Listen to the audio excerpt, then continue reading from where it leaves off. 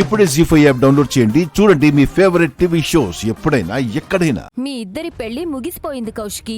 నువ్వు ఒప్పుకున్నా ఒప్పుకోకపోయినా ఇదే నిజం.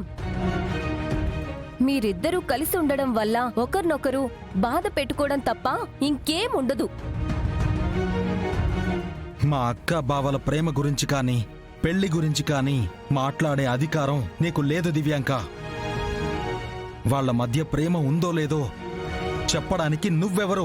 అరే, మీ బావ మీ అక్కను వదిలి నా దగ్గరకొస్తే నేనేదో తప్పు చేశాను అన్నట్టు అలా మాట్లాడుతున్నావేంటి?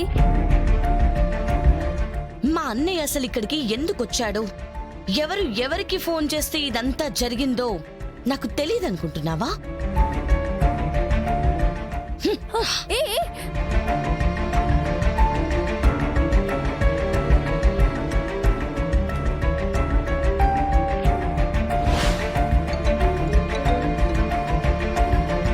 హలో దివ్యాంక, మన ప్లాన్ సక్సెస్ అయిందా?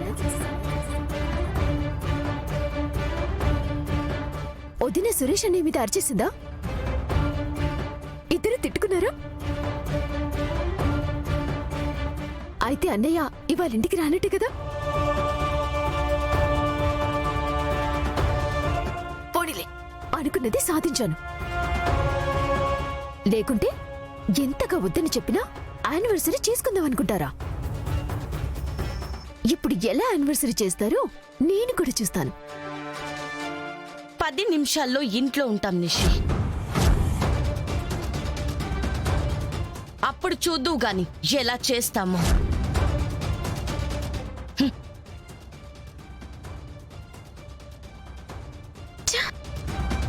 ఇది వదిన జరిగింది. ఇప్పటికీ మీకు ఇందులో అన్నయ్య తప్పుందనుకుంటే మనం ఇప్పుడే ఇంటికి వెళ్ళిపోదాం.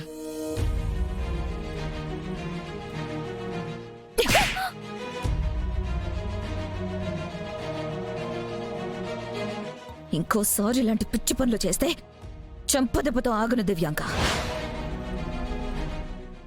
సురేష్, ఏం చెప్ప కౌశికి, ఇందులో నీ తప్పేం లేదు. నీ ప్లేస్లో ఎవరున్నా ఇలానే అనుకుంటారు, ఇలానే మాట్లాడతారు. ఈసారి మన పెళ్లిలో నిన్ను ఓడిపోనివ్వను కౌశికి.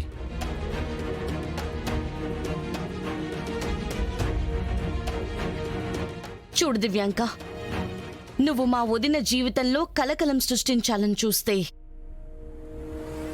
నేను నీ లైఫ్లో సునామీ సృష్టిస్తాను.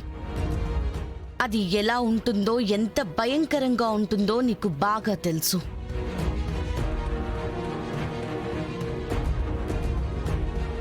లేదు నువ్వు మర్చిపోయానంటే చెప్పు, ఇంకోసారి ఎప్పటికీ గుర్తుండిపోయే గుణపాఠం చెప్తాను. సరేనా? ఇప్పుడు బుద్ధిగా ఇంటికి వెళ్ళు.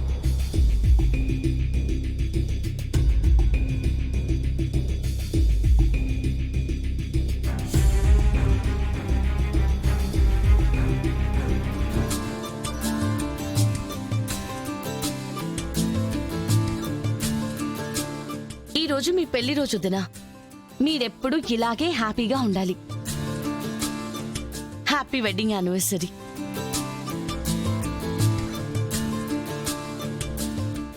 జీ5 యాప్ డౌన్లోడ్ చేసి అన్ని ఎపిసోడ్స్ పూర్తి ఉచితంగా చూడండి.